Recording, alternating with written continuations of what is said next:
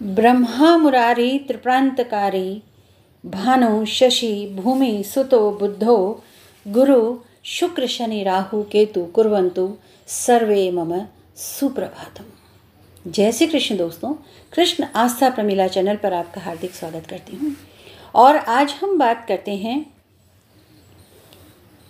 एक ऐसे विषय पर जो अत्यधिक महत्वपूर्ण है। आरंभ करते हैं।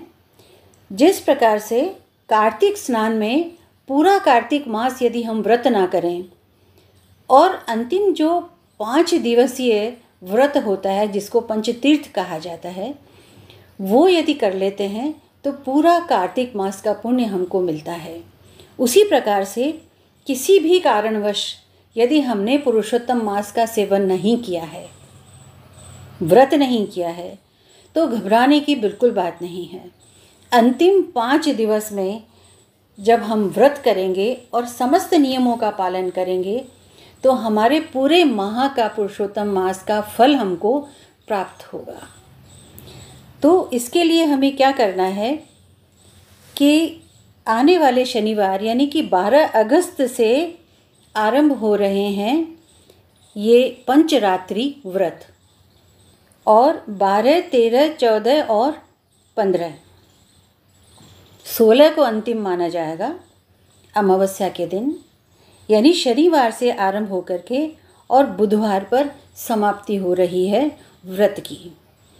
तो इसी में हम उद्यापन भी कर लेते हैं और इसी में हम अपनी 5 दिवसीय जो हमारी पूजा है वो भी कर लेते हैं। तो सबसे पहले 5 दिवसीय पूजा की बात करते हैं हम।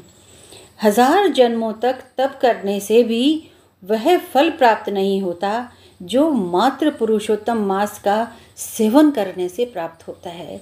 ये भागवत में श्री हरि विष्णु ने स्वयं कहा है। 5 दिवसीय व्रत करें, भाव के साथ करें। प्रातःकाल वही रहेगी जो हमारी नियमित दिनचर्या है। भोर में उठना है यानी कि 4, साढ़े 4 के बीच में उठना है हमको।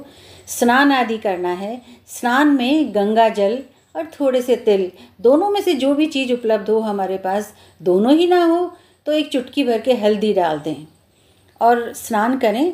स्नान करने के पश्चात अपने पूजा स्थल पर आकर के और हाथ में जल लें, जल में तिल लें और तिल के साथ में श्री हरि विष्णु का स्मरण करें और उन्हें ये कहें कि मैं किसी कारणवश पुरुषोत्तम मास का पूरा सेवन नहीं कर पाया, व्रत नहीं कर पाया, किंतु अब मैं ये चाहता हूँ कि पंचरात्रि व्रत करती हूँ या करता हूँ, जो भी हम कर रहे हैं। और इस पंचरात्रि व्रत में आप मेरी मदद करेंगे इसको पूर्ण करने में। अपना नाम बोलें, स्थान बोलें, गोत्र बोलें और वार सहित तिथि बोल करके संकल्प लें और ये कहें कि मैं पुरुषोत्तम मास के ये 5 दिन जो पंचरात्रि व्रत कहलाता है ये मैं करना चाहती हूँ या करना चाहता हूँ। और उसके बाद में श्री हरि की अपने श्रद्धानुसार पूजा करें। देखिए, नियम तो बहुत कुछ होते हैं, लेकिन सबसे आसान जो पूजा है वो श्री हरि विष्णु की होती है, श्री कृष्ण भगवान की होती है, जो बहुत सिर्फ भावों से ही प्रसन्न हो जाते हैं। तो 5 दिवसीय जब हम व्रत करते हैं तो सुबह हम जितना हम कर सकते हैं वो हम करें, कथा सुने और व्रत का समापन करें और भोजन करें। जो हमारी श्रद्धा है, फलाहार करना है या एक समय भोजन करना है या नहीं करना है, ये हमारी श्रद्धा के ऊपर निर्भर करता है। ये सब हम करें और उसके बाद में शाम को यानी कि जब दिया बत्ती का टाइम होता है तब जा कर के हम मंदिर में दीपदान करें। वहाँ भी नहीं कर सकते हैं तो अपने तुलसा जी के गमले में दीपक लगा लें और ऊपर आकाश की ओर देखते हुए 3-4 बार दीपक को घुमा दें तो सभी शक्तियाँ जो होती हैं वो उसको स्वीकार कर लेती हैं। और इस तरह से 5 दिन हम व्रत करें। जो खास बात है वो ये है कि 5 दिन यदि हमारी श्रद्धा है तो हम एक ब्राह्मण 5 दिन भोजन कराएं। अगर हमारी 5 दिन भोजन कराने की सामर्थ्य नहीं तो अंतिम दिन यानी कि अमावस्या के दिन तो अवश्य ही भोजन कराएं। और अमावस्या के दिन जब हम भोजन कराएंगे तो उसमें खीर का होना अत्यंत आवश्यक है। तो उसके अलावा जो हमारी इच्छा हो वो हम बनाएं भोग और ब्राह्मण को भोग लगाएं। और ब्राह्मण को भोग जब लगाएं, उनको भोजन कराएं, उसके बाद में दक्षिणा में जो हमारी श्रद्धा हो वो दें। एक ज़रूरी बात जो है वो ये है कि एक छोटा सा घड़ा या बड़ा घड़ा जो हमारी जितनी भी श्रद्धा है वो जल से भर के और ऊपर पीला वस्त्र उसके ऊपर बांध करके, उसका मुंह यानी कि पीले वस्त्र से बांध करके और ब्राह्मण को दान करें। दीपदान का महत्व है, जल दान का महत्व है और अन्नदान का महत्व है। मात्र हमको इतना ही करना है, बहुत अधिक प्रपंच में पढ़ना नहीं है। यदि कर सकें तो फिर हमको विधिवत जो हमने 25 और 24, 25 और 26 तीनों अध्यायों में विधिवत जो अध्याय के हिसाब से है वो लिखा है, पर वो मुश्किल है थोड़ा। कर सकें तो बहुत उत्तम है, नहीं तो बिल्कुल ये इसी तरह से करें।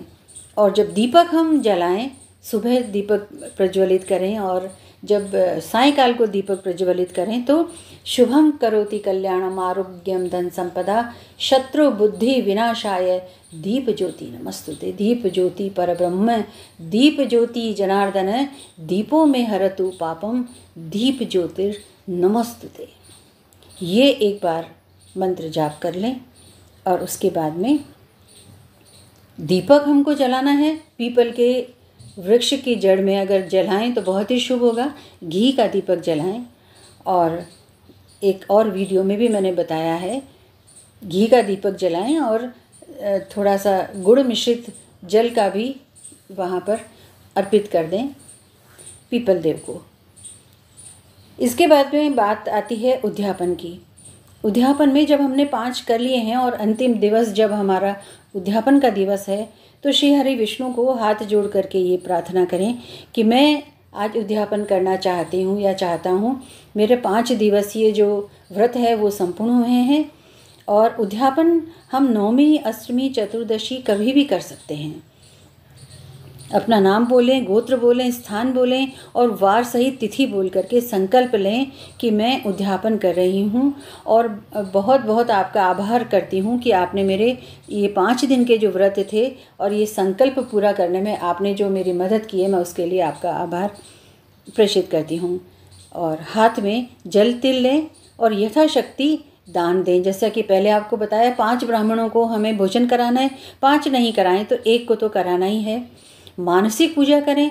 बहुत अधिक ज़रूरत नहीं है कि हमें ये सारा होना चाहिए, नहीं हो, जो हमारी सामर्थ्य है हम सिर्फ मानसिक रूप से उसको समझें और अर्पित कर दें श्री हरि विष्णु को। ब्राह्मण को उद्यापन के समय पीला पटका अवश्य दें। बस बिल्कुल ही सूक्ष्म ये मैंने आपको विधि बताई है, उद्यापन की विधि और पंचरात्रि व्रत की विधि। पूरे मास को नहीं करने अगर हम नहीं कर पाए हैं तो ये 5 दिवसीय जो हम कर रहे हैं कार्यक्रम, इसमें हमें संपूर्ण मास का फल प्राप्त हो जाएगा। अनेक अनेक मंगल कामनाओं के साथ में जय श्री कृष्ण।